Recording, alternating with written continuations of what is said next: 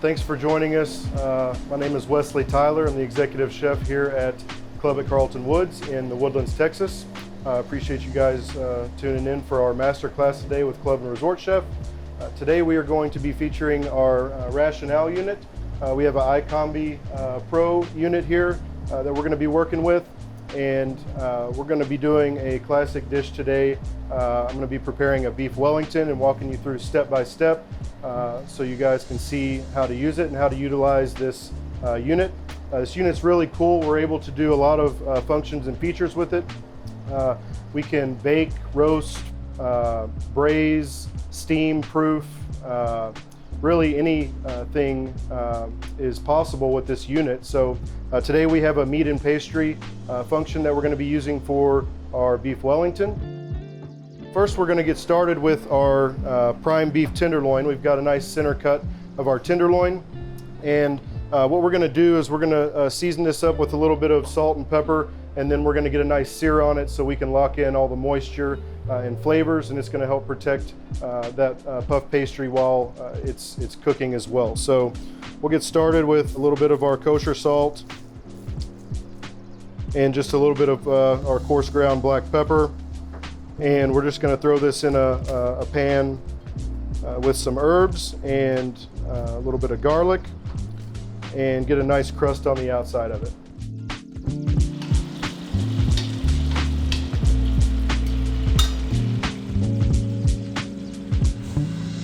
Just a little bit of whole butter, a little bit of garlic, and some thyme and rosemary. And we're just going to get a nice sear and crust on the outside of this tenderloin.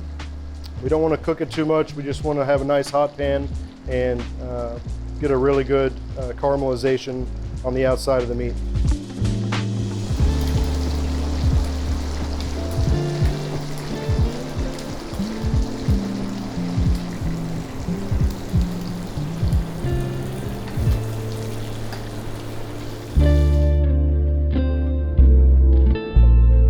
Now that we've got our beef nice and seared, I've put it in the refrigerator just to chill for a little bit, and the next part's kind of a two-part process.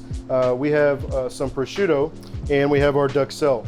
So the duxelle is going to encase the beef tenderloin, and the way that we make this is we take some mushrooms. In this case, we've taken some baby bellas, and we mince or finely chop those and cook them down in a little bit of whole butter with black pepper and salt and garlic and some onions and a little bit of thyme and rosemary.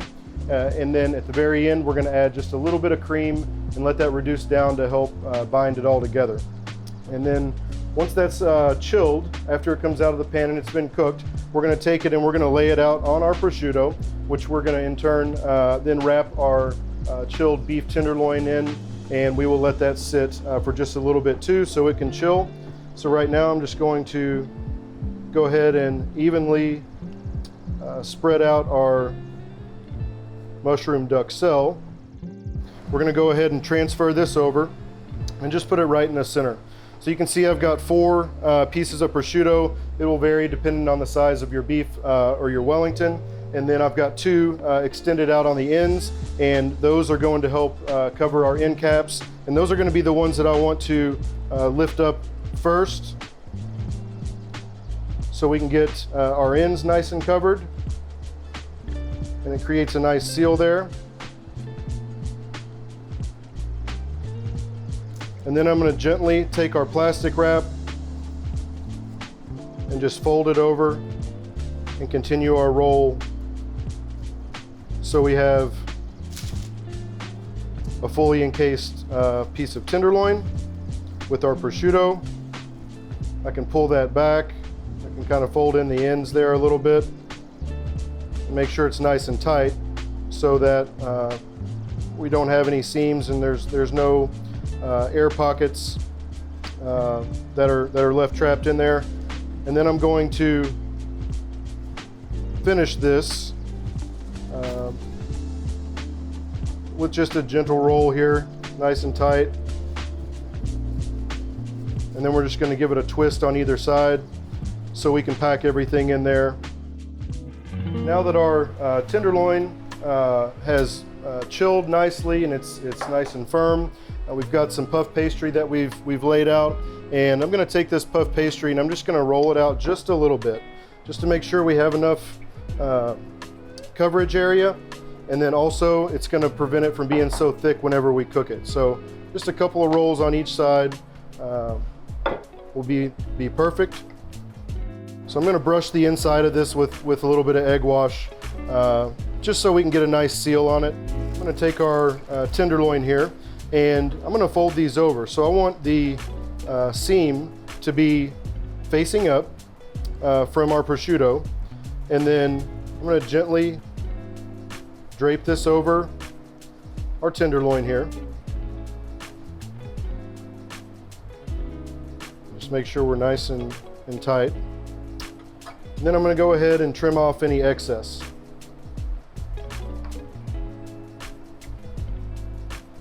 We've got a nice little present there. So I'm going to take these corners here. I'm going to press out as much air as I can. I'm going to fold in each corner. Then I'm just going to pull the ends up over the top.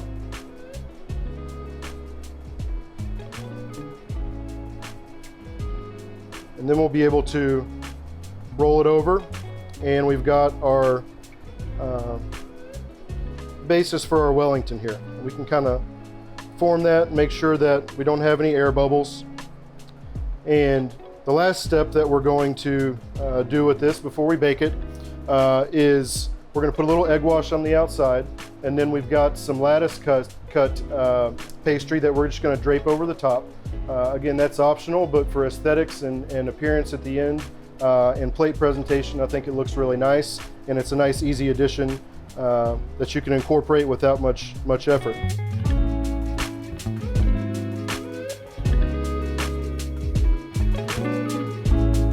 So here we've got our puff pastry that we just took a roller and did a little lattice cut. And I like to keep this frozen, and what that does is helps us with our transfer.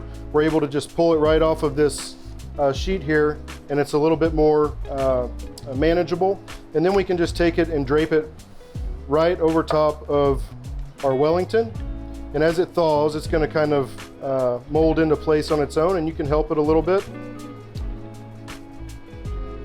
And then it just sits right on top of our Wellington perfectly. And then what I'll do is, I made it a little bit bigger than our final size was going to be, and I'll just take it and trim the edges so that any excess we can pull off, and we've got a nice uniform Wellington ready to go into the oven. And before we go in, I'll give it one final little coat of our egg wash as well, just so we can cover that lattice with some of our egg yolk and get a nice, again, rich color. It'll help it to be even and turn into a really golden brown pastry as we bake. Back to the rationale, we're just going to go to our home screen here, and we'll go to our meat, and then we'll go to our meat and pastry feature. And then we've got a couple of options. The cool thing about this is while it cooks, it's got a delta feature, so it will start out really high and get the pastry really nice and golden brown. And it's also got a probe that will go straight into the meat itself. And as the cook goes on, the temperature will drop, and it will meet in the middle with the temperature range that we want and give us our end result of the internal temperature of the meat. I'm just going to open this up, and as you can see, it's got a thermometer, temperature probe, and we're just going to stick that right in the end so we can get into the center of our beef there. And it's telling us when to load. Now it's going to tell us when to bake. So we've got our internal temperature currently, we've got our expected cook time, and then it's going to tell you our delta cook time and temperature as it goes through the whole process. And then once we finish, we'll be able to pull it out, let it rest a little bit, and it'll be good to go.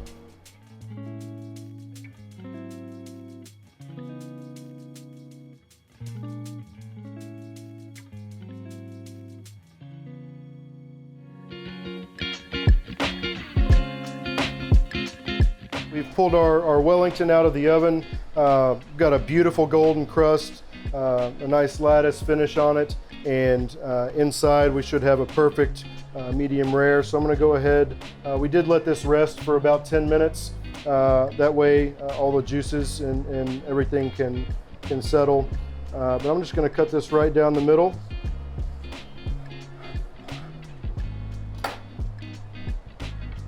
And you can see we've got a nice, perfect mid-rare medium. We're going to go on and do a little plate up. I've got a nice carrot and ginger puree. We've got some grilled lemon pepper and thyme broccolini. We've got some blistered tomatoes, and then we'll finish with a little bit of our club-made demi.